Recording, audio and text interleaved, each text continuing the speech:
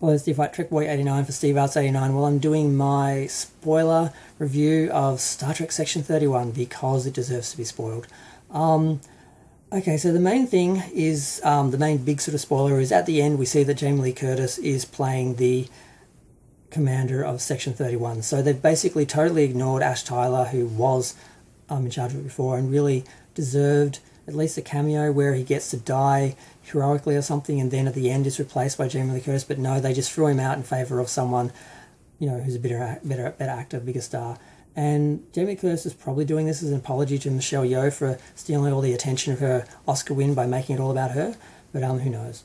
So that's the big thing that's spoiled. The other thing is the actual story, of course, is the MacGuffin, which is a doomsday machine style device that is called the Godsend, that Michelle Yeoh's character, Giorgio, commissioned in the Mirror Universe, that is being brought into the Kelvin slash JJ slash Discovery universe, because it's not the original Star Trek canon universe, it's a different universe these shows exist in.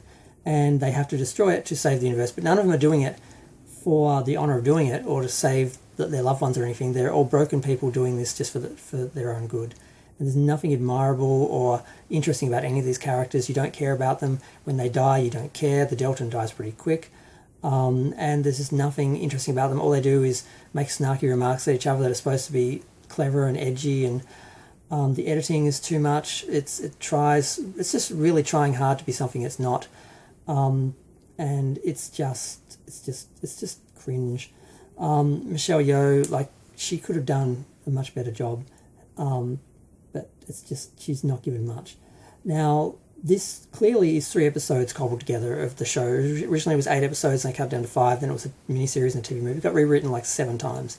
And you can clearly see they've even got these are all done in separate chapters. And it's getting the crew together, and it's just really obvious it was 3 different episodes, and it seems like the last 3 episodes of a 10-episode arc, when they've wasted 7 episodes doing nothing instead of having independent adventures, and they're just talking about the universe-ending crisis, and then they spend 3 episodes solving the universe-ending crisis, and that's basically what this movie is. It doesn't look cinematic. It hasn't, risen above the production values of Discovery or anything like that. The characters are disappointing. The guy in the mech suit has body issues, and he's just cringe. The Vulcan, who I really thought was a Romulan, but is supposed to be, actually a Vulcan.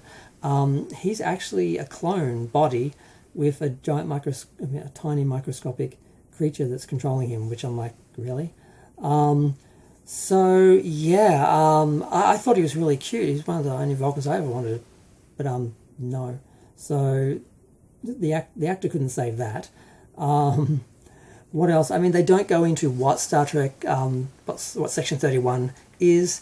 They don't do anything remotely Star Trek-like on any level. It's just the only positive thing I've heard about this is a backhanded compliment.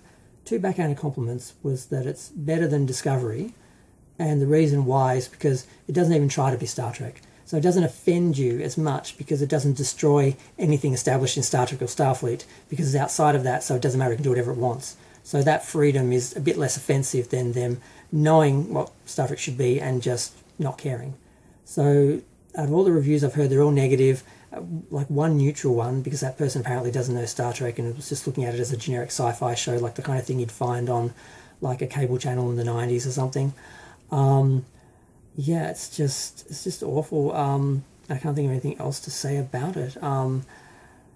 It's just, like I said, broken people just being nasty and out for themselves that you don't care about, and nothing's really achieved, nothing's explored. There's no science fiction concepts. We don't even see the device. You don't get an example of what it could actually do.